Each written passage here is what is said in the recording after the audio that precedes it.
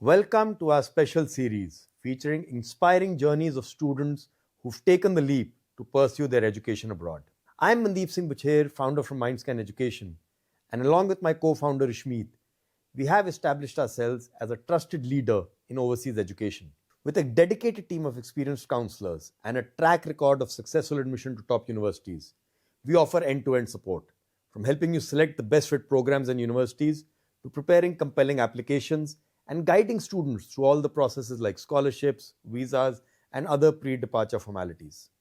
In this series, we'll talk about the inspiration behind MindScan, how we guide students, and the stories of students who are on their journeys of higher education, leaving home, choosing a foreign country as a destination, and navigating the highs and lows along the way. Along with this, we'll also meet parents, teachers, and other experts who can help guide you in this process. But while guidance matters, each student's journey is unique.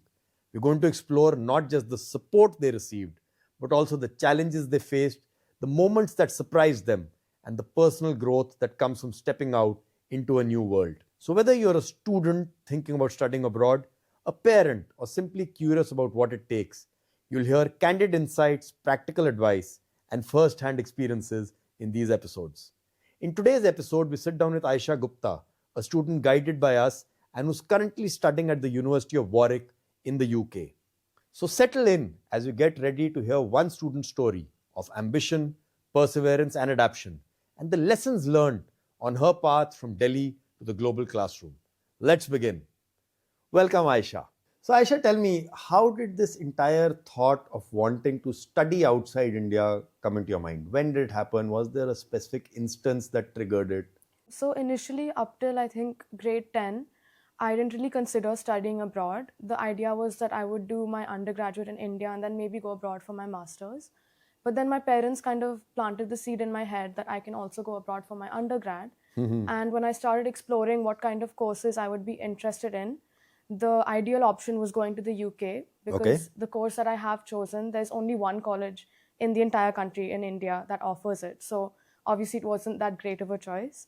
So that kind of prompted me to start exploring options in the UK. Lovely. So, I think what you're saying is because you didn't find the course availability in India, that's what started this entire process. So, what program are you studying, Aisha? So I'm doing an interdisciplinary degree, which is PPE, Politics, Philosophy, Economics. Okay. So you study all three, and then depending on what university you're at, you kind of get to either specialize or maybe continue with all three till the end. So I'm at the University of Warwick, where I get the option to choose a pathway in my second year. So you can study all three subjects in your first year, and depending on what interests you the most, you can maybe drop something or keep all three till the end. So, you get an option to study all three, build a foundation, Yeah. and then specialize. Yes. So, now that you've been outside and you've perhaps interacted with students from India as well, but also from other countries, does it surprise you that India doesn't have more than one university that offers that?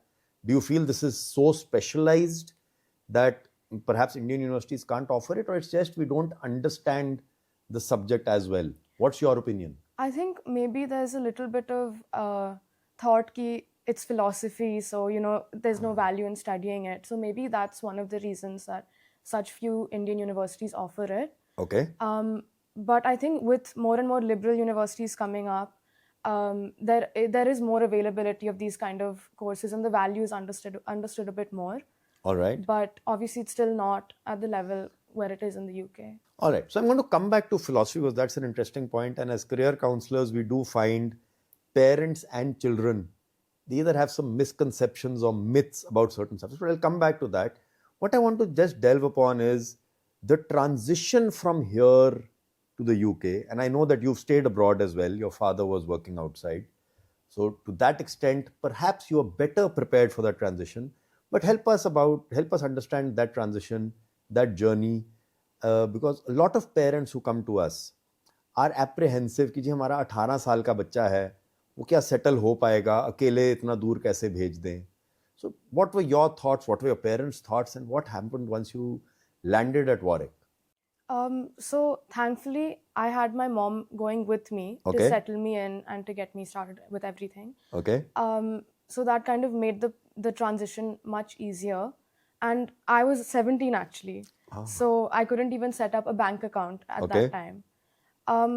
But I think the biggest thing that helped me was having some sort of friend group before I went, which a lot of Indian societies on campus had kind of made sure to form like WhatsApp groups and get freshers in touch with other freshers who are going from the same city. Oh, so before you left from here, Yeah. Warwick had set up some groups, or Not the students Warwick. of Warwick had set Yeah. up these groups. So you already knew some people, you were interacting with them. Yes. Did you manage to meet anyone before you actually flew out? Yeah, so there were Oh, a lot awesome. of fresher meets that Okay. these societies organize before you actually go to campus. So you Lovely. are able to meet people, to interact, to maybe even make friends. So that really helped. And then once you do reach campus, there's so much help available to you, whether it's from the students in these societies, whether it's from your seniors, even the university staff are so helpful. So really all you need to do is ask for help if there's anything that you are concerned about. Awesome. So ask for help. Yeah, that's unfortunately something in our culture we are a little apprehensive. But let's spend a minute on societies. Can you just elaborate society का क्या मतलब है? Is this the course that you had gone for या ये कुछ और society है? So almost all of the universities in the UK have campus societies, Okay. which are basically groups of students forming kind of a group based on a common interest. So there are sports societies, there are cultural societies, there are societies related to hobbies. So it's self-driven. It's not कि university बोल रहा है आयशा आप इस society में part low, you have to form this society. No, it's completely self-driven. Awesome. Yes. Okay. So when I reached campus during Welcome Week, all of these different societies had introductory events to kind of tell freshers what they're about Okay. and get them interested. And then based on your interests, you can kind of apply to be part of a society. And that has its own application process. So you send in a written application. Okay. Some societies have interviews, and then you get selected to be part of the society. So that means they expect you to contribute and participate in that society. Yes. It's not just कि जी membership ले ली just to have a familiar face to talk to. So membership is also one way of being Okay. part of the society, but when you're a member, you're not involved in the day-to-day activities and the planning of events. You need to be part of the executive team to kind of actually contribute and learn something valuable. Awesome. Okay. So all this helped you fit in. Another area that I want to talk about was this is a question Ishmeet and I get asked a lot. When you get your final letters, there is this date of orientation that starts, and then there is a course start date. And almost every year people ask us कि जी orientation के लिए जाना ज़रूरी है क्या? Why can't we go later? So while we have an answer, I want to know from your experiences, how important or unimportant do you feel being part of that orientation is when you're starting journey in college? I think going for that orientation bilkul important hai. Okay. Because it's one of the first chances you get to socialize with people and to make friends. Okay. And during that orientation week or welcome week as it's called, everyone is so excited to make friends. It's a very good environment to actually socialize, because once people have their own friend groups, people get very hesitant to like socialize outside of those groups. So welcome week in itself is a very good opportunity for you to make friends, and since there's no classes happening in welcome week, you get a lot of time to explore the campus, the societies, kind of settle in, learn maybe how to cook, how to clean, how to use the washing machine. So these kind of things which maybe once classes start you won't have enough time to do. Awesome. I'm glad you brought this out because yes, it is a cultural shift. Many of the kids who go out are staying at home. So you said washing machine. Yes, I can just picture it that you're a 17, 18-year-old who's had the washing machine around your entire life, but you've never really had to go and press the buttons to do that. That makes a lot of sense. So orientation week as per you is super helpful. बहुत ज़रूरी है उसको करना. What happens next? Settling into dorms. You've obviously selected your accommodation before you've gone. But what are the other changes or anything that really hit you which you didn't expect when you landed up there, and something that you just loved about the first few days on campus? Okay, so I think it's a very similar answer for both, which is the amount of independence you get. Okay. Because you go from living in a house with maybe 3, 4, 5 people to living in a room completely by yourself. Okay. So in the first few days, I kept thinking to myself कि अगर मुझे इस room में कुछ हो गया तो किसी को हफ्तों तक पता नहीं चलेगा. But then there's something kind of peaceful about that, because Right. it's your own space. You get to decorate it how you want. You get to spend your time how you want. You get to choose your own priorities. Maybe जब भी खाना खाना है खाओ, जब भी class जाना है जाओ. It's like very independent, very free. You're completely accountable for your own academic attendance, your own food, your own hygiene, cleanliness, everything. So it has its ups and downs, Right. but it's the same answer for both. Awesome. And I just want to pick up one part, so the privacy of having your own room and the independence. And I like the word you used, accountability. So is it that वहाँ no one is running after you कि आयशा तुम इस class में क्यों नहीं आए या तुमने होमवर्क क्यों नहीं किया? How does that work? Because we are talking of a class 12 kid who's used to so much monitoring at home, at school, maybe if they go for extra classes. So is that a huge shift, or is it something that grows on you? So it was a huge shift. Okay. But for me, since a young age, I had kind of been in charge of my own academics. Okay. So I didn't kind of go overboard with that kind of independence. I was still going to classes and doing my work and doing my assignments and all of that. But it is a huge change because for once there's no one seeing कि आप time पे class आ रहे हो, have you completed your assignments? You either complete it or you don't. If you don't complete it, maybe after a few missed assignments, you'll get a mail saying that your visa status will be at risk. Wow. But nobody really cares whether you're going to classes, whether you're taking notes, how you're doing academically. You can obviously ask for help and they will provide help. But there's so many people in a class that no one is sitting there individually seeing ki kaun aaya hai. It's just like logistically infeasible for them to actually sit and take attendance for a lecture. Understood. So couple of points I want to pick up from this answer of yours. First, of course, kudos to your parents. You said that you were independent much earlier, so that's awesome. But this entire part of बहुत बच्चे थे. So some people do come to us and say कि जी college में how will my child actually be able to study, because ji movies में भी see 400 लोगों type वाला classroom होता है. So how does it actually work? Even in a large classroom as a student, what is the kind of interaction you are able to get with teaching staff, professors? Can you walk us through that? Yeah. So basically the teaching is divided into two segments. Okay. We have lectures and we have seminars. Okay. So lectures are, as you said, 400 log baithe hain class mein and the professor is just delivering content. It's not meant to be a conversation. Okay. It's just them kind of presenting information. And then you have seminars for each module, which are smaller groups of maybe 20, 25 people with one seminar tutor. Okay. That's meant to be more of a discussion, a conversation where you can solve questions, have like debates about topics. That's more of an engaging setting. So each module has both lectures and seminars. Okay. So the way that you're taught it has both. It balances both things out. Yeah. And this is part of the timetable, or you have to choose, or you have to register? How does that work? So it's compulsory to go to your seminars because for that they do monitor your attendance. Which is the smaller group. Yes. Oh, awesome. Okay. Lectures, you don't get to choose the timings. That's on the basis of the professor's availability.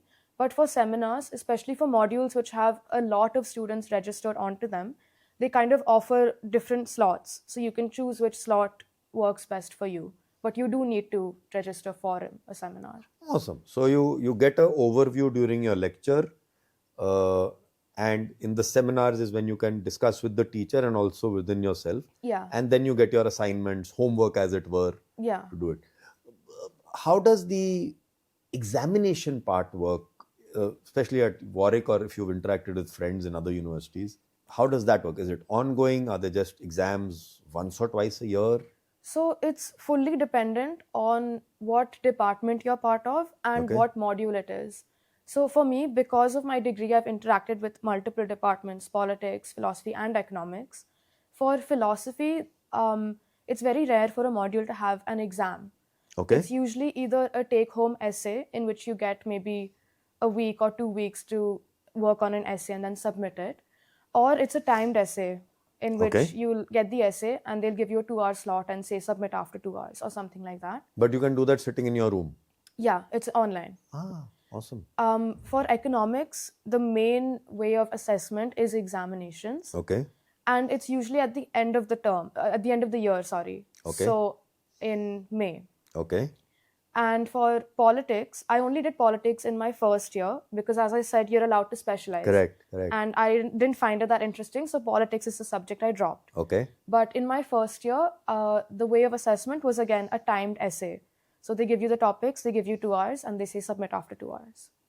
Awesome. So even within the same program, the way the assessments and all may happen can be quite diverse. Yes. And as a student who has a particular learning style or prefers working in something, chances are you'll find your comfort, but you'll also have to adapt to something different. Yes. But it's not like a 180-degree shift and क्या हो गया मैं कहाँ आ गया. That ऐसा तो नहीं. Like my economics degree, just for that one degree, I had assessment methods as MCQ quizzes, I had take-home essays, and I had a final term exam.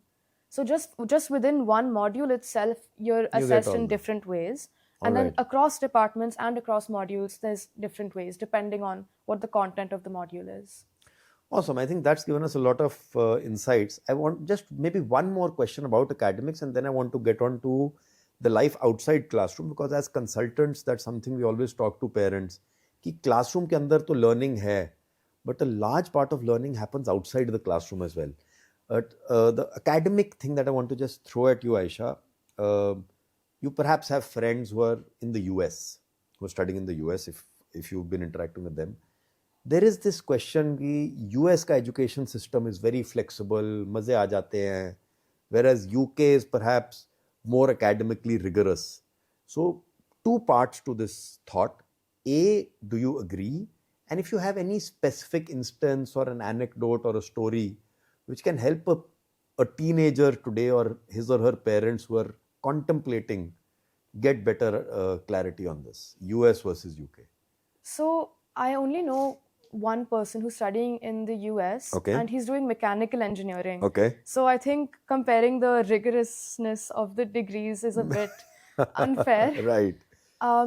But I do think that his degree is more flexible in the Okay. sense that in his first year, he kind of did modules from across different departments, and you don't specify your major till later on. Right. Whereas in the UK, you specify your degree from the very beginning. Right. But I think it also depends on the kind of course you choose. Since my course already allows so much flexibility and that's kind of built into the structure of it, I never felt that I was like restricted in terms of what I was studying, or I couldn't take modules that interested me.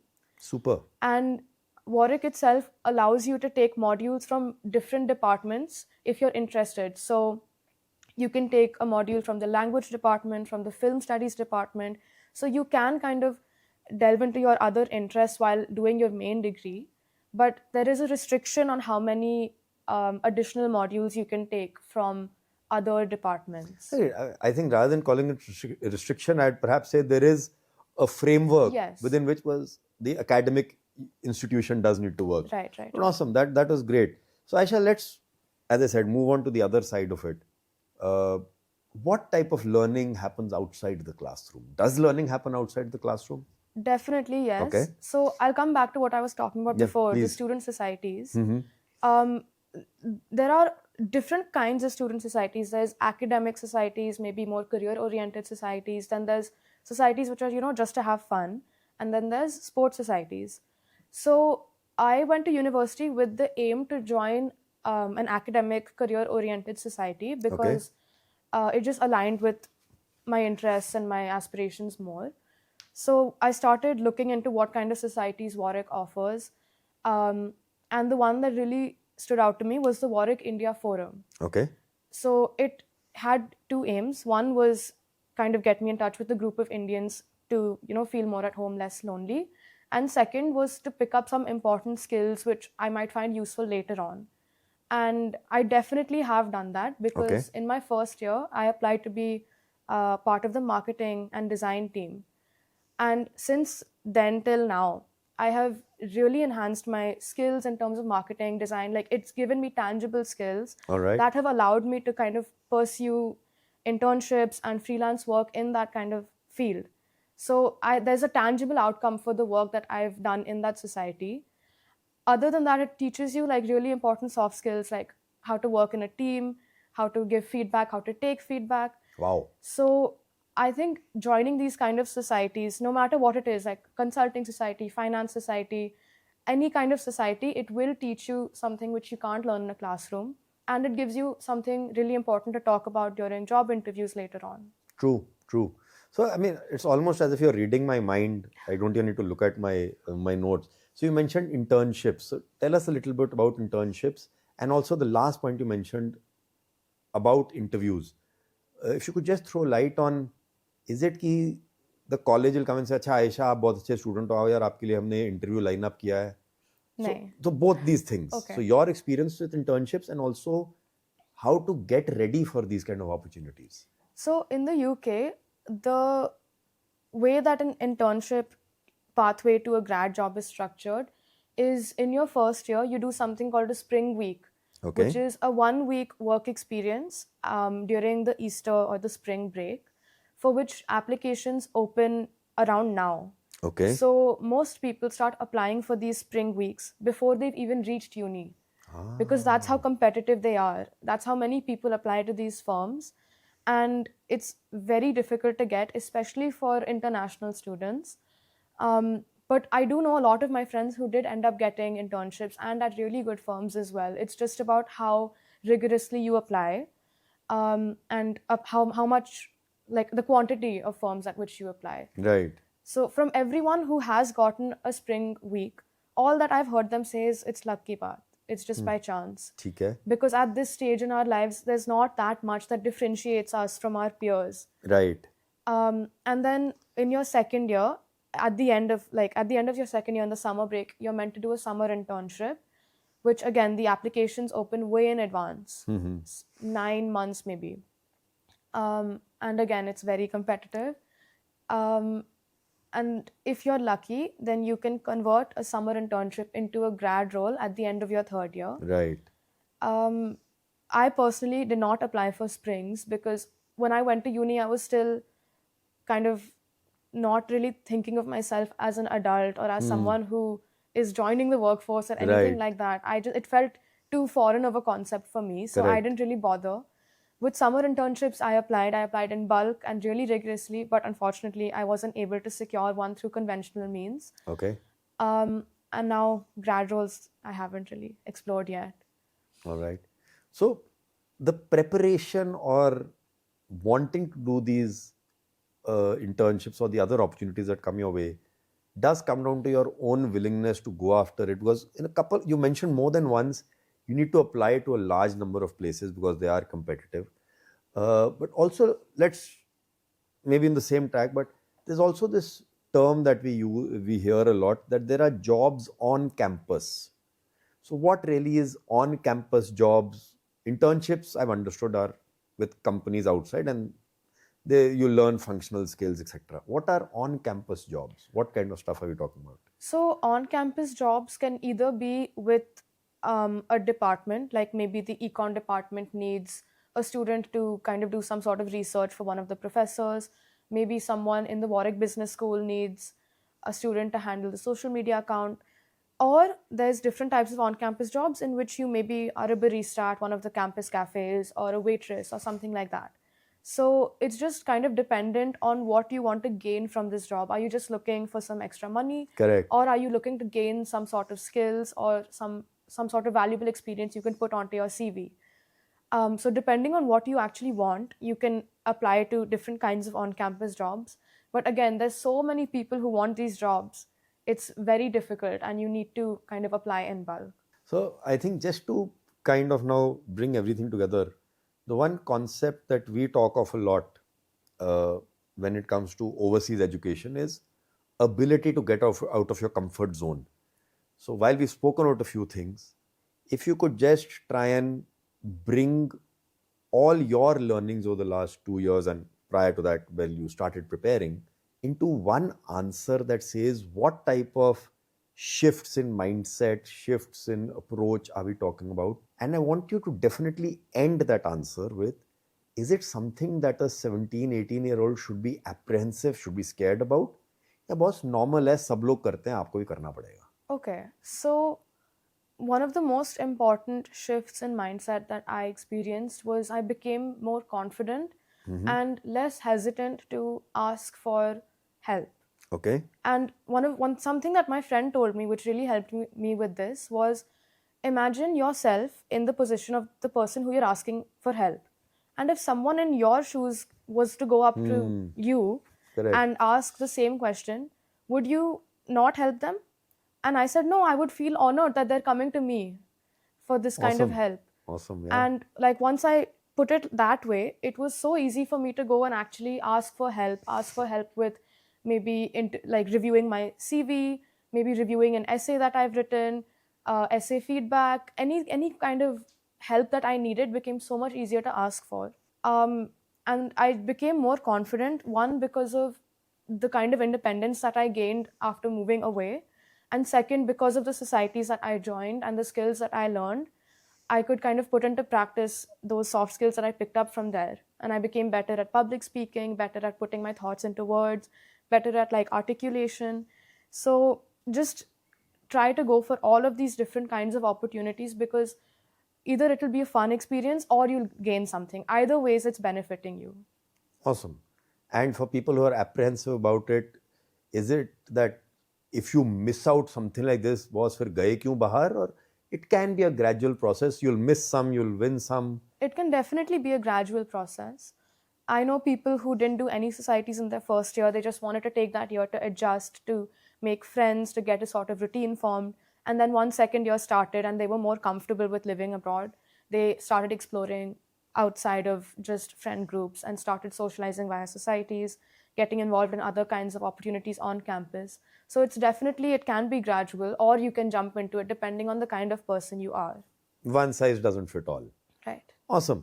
So let me just wrap up with what is the kind of advice that you've received over the years, right from like you started off by saying that you thought कि मैं India में ही under graduation करूंगी, फिर masters के लिए बाहर जाऊंगी. So your parents gave some advice. Till today, when you are in college and obviously you're looking at what the future holds for you, what is some of the advice? What is the role that family continues to play? What is the role that maybe some of your teachers play? What is the role that a specialized consultancy can play? If you can just talk of some of the thoughts that are in your mind. Okay. So the most important role that my family plays is obviously their support.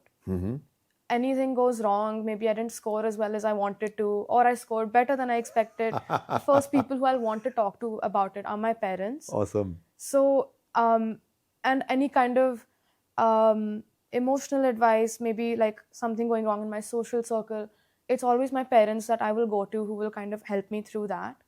In terms of the advice offered by my teachers, I still hold this, like till this day, the reason I chose economics is because of my economics teacher in high school. Wow. She is the one who inculcated that love of economics and the interest in it. So, would you like to name her and yes, thank her on this? Rashmi ma'am, thank you very much for all of your help. Awesome. Awesome. Because till very late, I was not sure what I wanted to actually study. Because in school, I liked all my subjects, but I didn't love any of them. Then I started studying economics with Rashmi ma'am, and I decided, okay, I love this. I can do it without getting bored. Lovely. And in terms of a consultancy, obviously it's all the kind of research that you might not be able to do on your own. It's like specialized advice from professionals, which you maybe would be confused if you started Googling about it. And all of the kind of help with all of the formal procedures, like a visa application, how to prepare for your IELTS exam, all of these like very specialized things, which could say maybe nahi ho pata. It's that kind of help. And some advice from my own side for anyone who's Absolutely. maybe still considering if they want to study abroad, or have maybe have already decided and are trying to choose where they want to go, anything like that, is do your research really, really well and explore all the different kinds of opportunities, because when I reached Warwick, there was so much more available to me than I had realized before. And I continue to learn about these opportunities even now, even though I've been there for 2 years. And if I had known about some of these things earlier on, I would have benefited so much more. Awesome, Aisha. And I think what you've said hits the nail on the head. The research and the hard work is not only to get into college, that's just perhaps the first step. Yeah. And that needs to continue while you're in college because there's so many opportunities coming your way. And perhaps the reason you are aiming to go to one of these top universities is because they do bring so many opportunities together. Yes. And it's not going to be easy to grab hold of every opportunity, but keep your eyes and ears open. Be focused on what you want to do rather than trying to run after stuff. And there is a lot that is going to happen for you. Yeah. Awesome. Last question, if I could. You mentioned that you're starting an internship as well. Care to talk a little bit about that and what you are hoping to learn from that? Okay.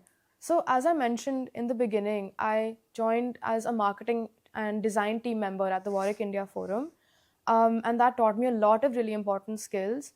And I think that's one of the key reasons I was able to get this internship, because it's with the social media marketing team at a tech consultancy. Okay. So I was able to demonstrate that I have important skills that would help me succeed in this role, which maybe without that kind of experience in the society, I might not have been able to tangibly show on my CV. So it hasn't started yet. Today is my first day at that internship, actually. Awesome. Congratulations. All the best. Thank you.